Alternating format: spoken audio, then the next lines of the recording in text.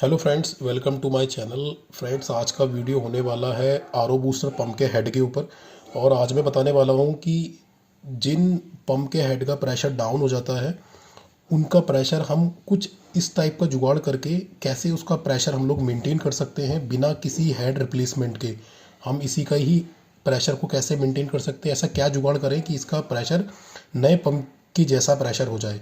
तो चलेगा, बिना किसी देरी के वीडियो करते हैं स्टार्ट। और मैं बताता हूँ कि इसकी ऐसी कौन सी ट्रिक्स हैं कि हम इसका हेड का प्रेशर इंक्रीज़ कर सकते हैं। तो सबसे पहले हम हेड को ओपन कर लेते हैं। हेड को ओपन करने के लिए इसमें तीन बोल्ट लगे हुए हैं, एक दो तीन। इन तीनों बोल्ट को ओपन करना पड़ेगा हेड को ओपन करने के लिए। तो चलिएगा, मैं फटाफट इनको ओपन कर लेता हूँ। तो फ्रेंड्स, हेड को कर लिया ओपन। ये जो देख रहे हैं ये इसका टॉप कवर है। उस टॉप कवर के बीच में देखेंगे एक एक ब्लैक कलर का ओरिंग लगा हुआ है। और बेसिकली प्रेशर इसी ओरिंग की वजह से ड्रॉपेज हो जाता है। जब साल डेढ़ साल 2 साल जब पंप को चलते हो जाता है तो ये जो ओरिंग होता है, ये बीच में ब्लैक कलर का ओरिंग होता है, ये ओरिंग कंप्रेस होके चपटा हो जाता है। मतलब जो उसका राउंड शेप हो जाता है वो चपटा हो जाता है। उस चपटे की वजह से क्या होता है, इसका जो प्रेशर है वो इसके बीच सेंटर वाले कंपार्टमेंट में बन नहीं पाता है और वो बाहर की तरफ को निकलता रहता है, जिसकी वजह से प्रेशर इसका ड्रॉपेज हो जाता है। तो बेसिकली ये जो ओरिंग होती है ये करीबन 5 रुपये की किसी भी मार्केट में जहाँ बेरिंग्स का काम रहता है, जहाँ पर ऑटोमोबाइल्स का सामान मिलता है, वहाँ पर ये 5 रुपये की ओरिंग आपको आराम से मिल जाएगी। इसका साइज़ होता है, जो उसकी आईडी होती है वो 29 होती है। जो इसकी थिकनेस होती है वो करीबन 4 to 5 mm के बीच में हम लोग ले सकते हैं। 4 mm का भी लगा सकते हैं, 5 mm का थोड़ा टाइट हो जाएगा, वो भी हम लोग लगा सकते हैं इसमें ओरिंग। तो इस ओरिंग को रिप्लेसमेंट करके हम लोग इसका प्रेशर जनरेट कर सकते हैं, प्रेशर इसका इंक्रीज़ कर सकते हैं। और मैं ये ओरिंग आपको निकाल के दिखाता हूँ कि ये ओरिंग किस टाइप की रहती है। इस ओरिंग को निकालने के लिए कुछ नहीं करना होता है, केवल स्क्रू ड्राइवर के फ्लैट वाले एरिया की साइड से इसको बाहर की तरफ को हम पुश कर लेते हैं। और ये ध्यान रख लीजिए कि ये डैमेज नहीं होनी चाहिए। अगर ये डैमेज हो गई तो फिर आपको नई ही लगानी पड़ेगी। इसको बहुत आराम से लगाना पड़ता है। और ये मैंने रिप्लेस ही की हुई है, पहले इसकी ख़राब हो गई थी तो मैंने इसको रिप्लेस करके नया लगाया है। तो मैं इसको ज़्यादा अभी परेशान नहीं करना चाह रहा, ज़्यादा करूँगा तो ये कट जाएगी।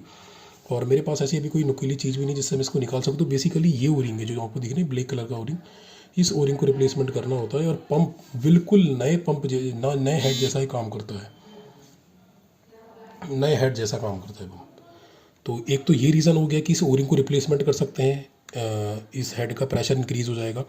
दूसरा ये करना होता है कि हमारा जो कभी कभी यहाँ से लीकेज स्टार्ट हो जाता है, इसके पास से लीकेज स्टार्ट हो जाता है। ये वाइट वाला जो डायफ्राम दिख रहा है, इस डायफ्राम के पास से लीकेज हो जाता है। ये डायफ्राम के पास से ये देख रहे हैं ना गैप, यहाँ से लीकेज हो जाता है।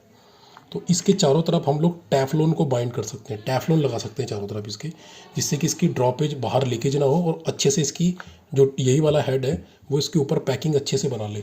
उसके लिए हम क्या करते हैं, ये एक स्पाइट स्पाइट मान करके एक ये ब्रांडेड एक टैफ्लोन टेप है जो काफ़ी थिकनेस में मोटा टैफ्लोन टेप है और अच्छी क्वालिटी में है। और तो इसको हम बेसिकली इस डायफ्राम के चारों तरफ लगाते हैं।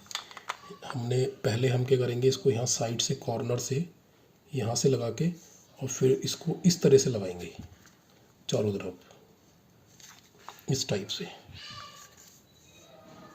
से लगाएंगे इसको चारों तरफ। और कई मैं आपको अभी एक ही लेयर मार के दिखा रहा हूँ क्योंकि ये तो मेरा पंप एकदम सही काम कर रहा है, बस आपको दिखाने के लिए मैं लगाना चाह रहा हूँ। तो मैंने अभी एक ही लेयर मारी है।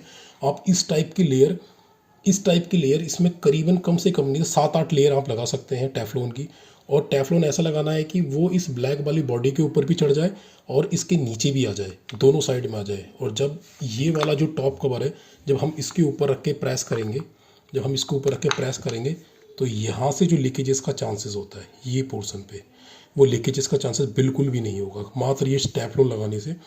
और आपका यहाँ से लीकेज नहीं होगा, हेड का प्रेशर डाउन नहीं होगा और पंप बहुत अच्छे से काम करेगा। तो जो सेकंड ट्रिक थी वो ये थी कि हम इसके चारों तरफ टैफ्लोन लगा के लीकेज को रोक सकते हैं। और जब डायफ्राम समय के साथ साथ लूज़ हो जाता है तो वो लूजिंग भी इसमें ख़त्म हो जाएगी। तो दूसरा तरीका ये है। तीसरा तरीका आता है, ये इसका जो बैक साइड है, यहाँ पर आप देख रहे हैं एक स्लॉट बना हुआ है जिसमें मोटर की जो शाफ्ट होती है, आर्मेचर की शाफ्ट होती है, वो इसमें कपल्ड होती है। यदि वो इसके अंदर लूज़ हो जाए, आराम से आगे पीछे अगर लूज़ हो जाती है तो वहाँ से भी प्रेशर ड्रॉप हो जाता है। शाफ्ट इसके अंदर फुल्ली टाइट होनी चाहिए, टाइट प्रेस करने के बाद ही अंदर तक की तरफ जानी चाहिए। अगर वो उसमें लूज़ है तो समझ लीजिएगा आपका 10 PSI या 20 PSI या 15 PSI तो केवल लूज़ होने की वजह से ही हेड का प्रेशर डाउन हो जाता है।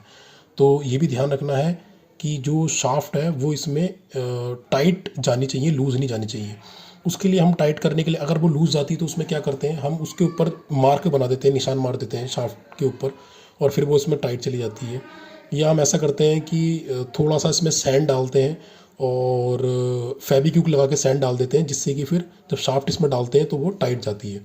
तो ये एक थर्ड ट्रिक थी जिससे हम पंप का प्रेशर बढ़ा सकते हैं। बाकी यदि इसका जो अंदर का डायफ्राम है, यदि अगर वो लीकेज कर जाता है तो वो रिपेयरेबल नहीं है, उसमें हम लोग डायफ्राम को ही चेंज करना पड़ेगा। इसके नीचे मैं आपको दिखा देता हूँ, टेफ्लॉन हटा के, ये टेफ्लॉन निकाल के आपको बता देता हूँ मैं।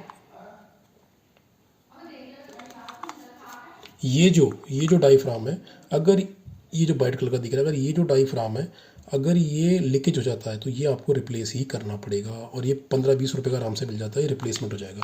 बाकी इसका कोई भी चीज़ ख़राब नहीं होता, ना ये ब्लैक वाली बॉडी ख़राब होती, ना ये स्टील का पोर्शन ख़राब होता, ना इसका बेयरिंग यदि हाँ समय के साथ आवाज़ करते हो बेयरिंग रिप्लेसमेंट आप कर सकते हो इजीली।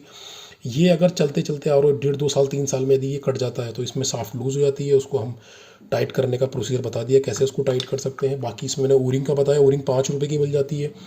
ये साइज़ का आप निकाल के सैंपल मार्केट में लेके जा सकते हो।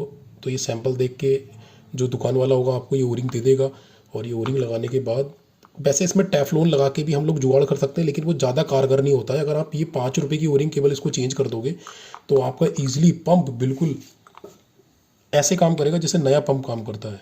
तो ये 3 ट्रिक इसकी मेन थी जिससे हम पंप के हेड का प्रेशर को इंक्रीज़ कर सकते हैं। तो मैं आशा करता हूँ कि आपको मेरी वीडियो पसंद आई होगी, और आने वाले समय में पंप से रिलेटेड ही वीडियो आपके लिए लाता रहूँगा, जिसमें मैं रिपेयरिंग और कैसे प्रॉब्लम को शॉर्ट आउट करना है वो सब लाता रहूँगा। तो आपसे निवेदन है, मेरे चैनल को सब्सक्राइब कीजिएगा, लाइक कीजिएगा और शेयर कीजिएगा, और कमेंट करके बताइएगा कि जो मेरी वीडियो पंप से रिलेटेड है वो आपको कैसी लग रही है। यदि कोई आपका क्वेश्चन है तो आप मेरे को कमेंट्स कर सकते हैं, मैं आपका रिप्लाई करूँगा।